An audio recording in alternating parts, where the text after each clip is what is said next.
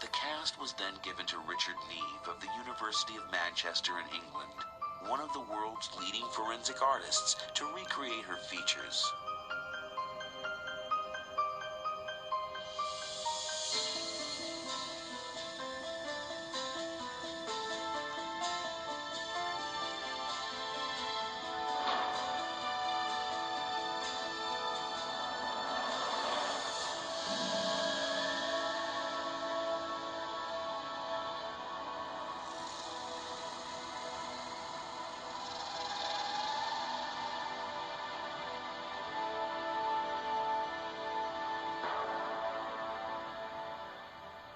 That, to me, is a Negroid face that has all the features that you associate with a Negroid face.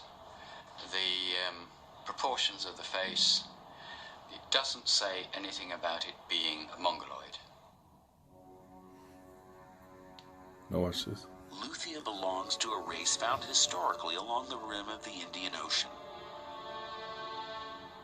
in East Africa, in the islands of South Asia, and in Australia and Melanesia.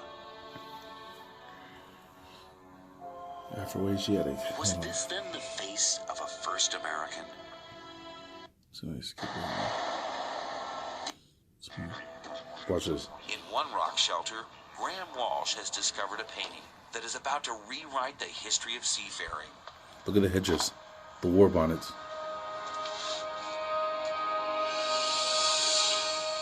It's the oldest painting of a boat anywhere in the world.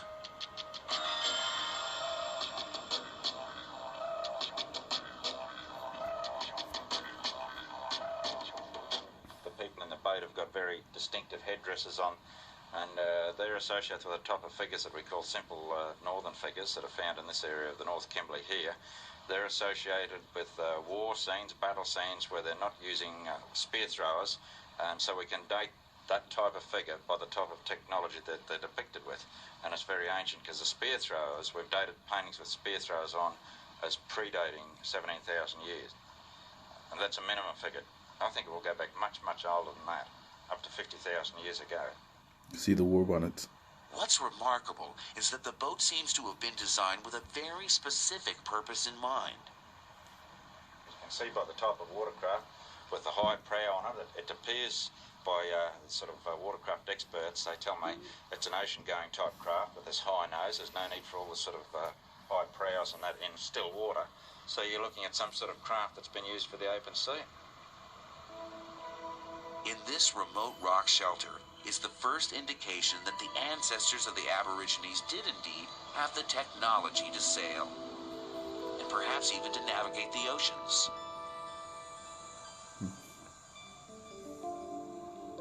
But why would they have wanted to cross the Pacific? The vastness of the ocean was surely in the extreme southern. And the Mongoloids would explain why there are no Aborigines in the Americas today. They were wiped out. Alright, let me go back just a little bit more.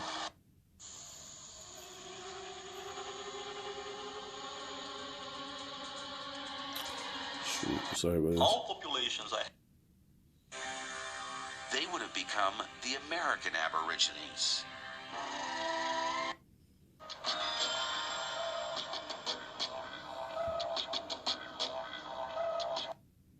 Right. Oh no. Here it is. Just take it a little bit more. Aborigines. It's not such a far-fetched idea. Il y a 3 ans, il y a eu 3 years ago, 5 fishermen, well, only 2 made it out of the original 5, set off in the middle of a storm off Africa.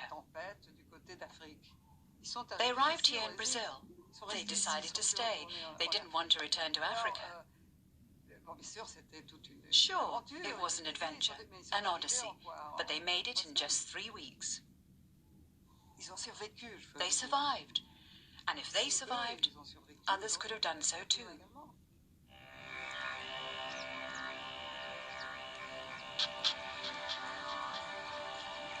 If the the ancestors of the Aborigines did reach South America by chance, they would have been the first people to settle the New World. By your own admission. They would have become the American Aborigines. So when former Senator of Alabama, Scott Beeson, says blacks in Alabama are Aborigines, he's admitting it, right? And then them documenting it are also witnesses to the fact. Their descendants. Why are there none of these American Aborigines in North and South America today? One possibility is that for a long time they lived alone in the continent, leading an idyllic life, free from invaders. After all, the land route from Asia into North America remained firmly blocked for thousands of years.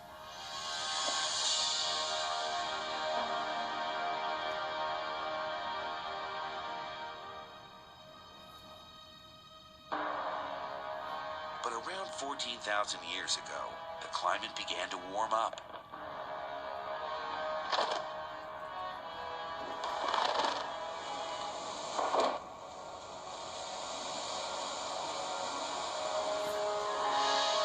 Maybe all the droughts that was talked about in the Old Testament. Maybe.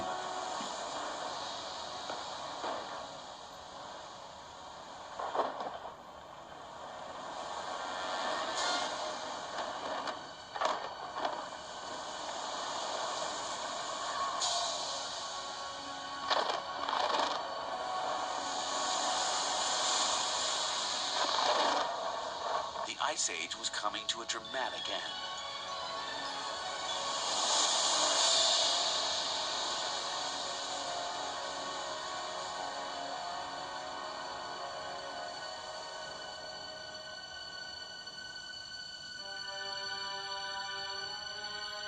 In Alaska, an ice corridor opened up.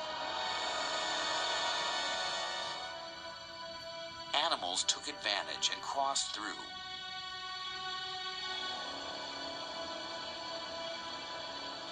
Chasing them were Mongoloid hunters. I thought maybe, was it the book of Jeremiah? Or the book of Ezekiel? I'll bring a king against you from the north. American Indians entered the New World. The Mongoloids moved swiftly, colonizing North and South America in just a few thousand years.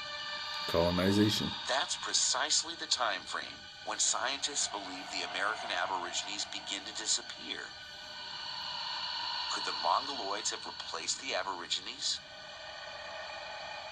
This is very clear in South America. All populations I have in my data set from the whole South America, okay, from 7,000 to the present, they are absolutely classic Mongoloid.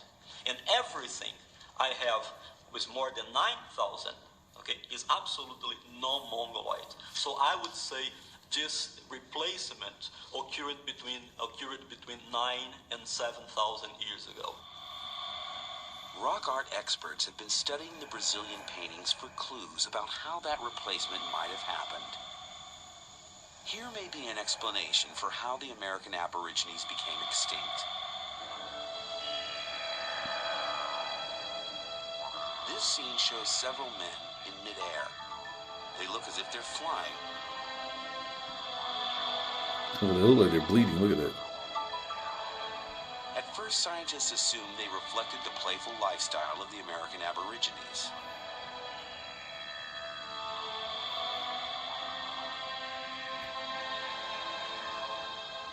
But computers can shed new light. Images can be digitally removed and then reintroduced one at a time.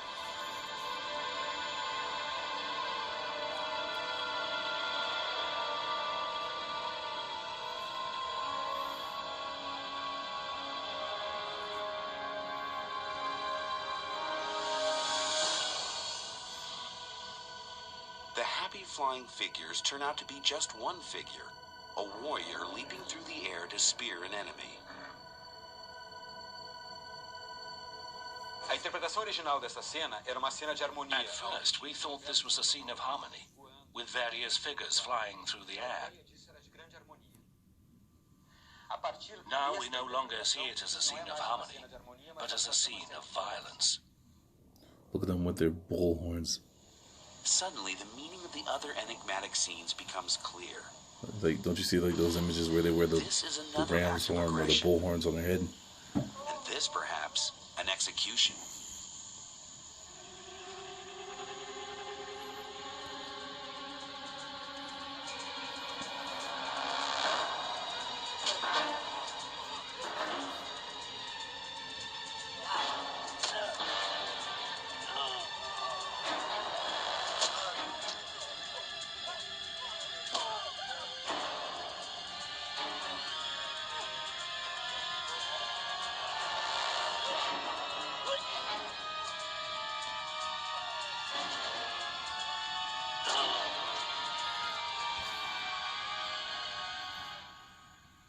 Were the Mongoloids at war with the Aborigines? Tellingly, these scenes only begin to appear after the arrival of the Mongoloids. Jusqu'à 9000 ans, on n'en trouve pas une. Until 9,000 years ago, we don't find a single scene of violence. And this coincides with finds which show an increase in population. Ça coïncide. On ne peut pas tirer des conclusions. We can't draw any conclusions, but there is an increase in small tribes, and violence becomes very La important. violence commence à devenir très importante. Conquest by the Mongoloids would explain why there are no Aborigines in the Americas today. They were wiped out.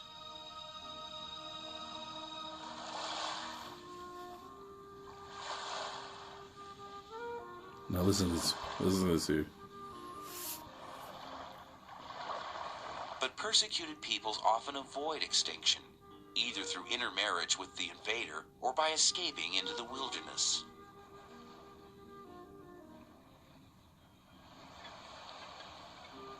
Could some American Aborigines have survived in a remote corner of the New World? Well, you said they were wiped out. See, this is what threw me off the first time I watched this. At the southernmost end of the continent lies Tierra del Fuego, a group of islands isolated from the mainland by the Strait of Magellan. The oldest skull found in this part of the world is 9,000 years old. It too was measured by Walter Nevis.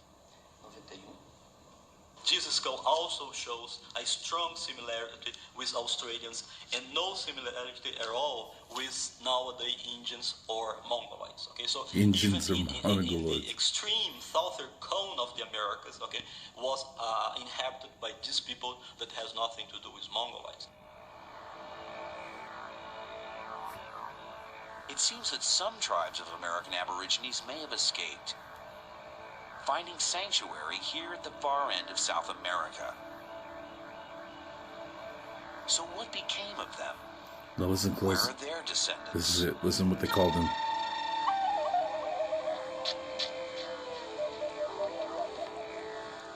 When the first Europeans explored Tierra del Fuego, they encountered bands of hunters and gatherers, the Fuegians. Did you hear that? The Flavians. Now, doesn't that remind you of the Flavians and Josephus? I'll play it one more time. Trying to go too far back.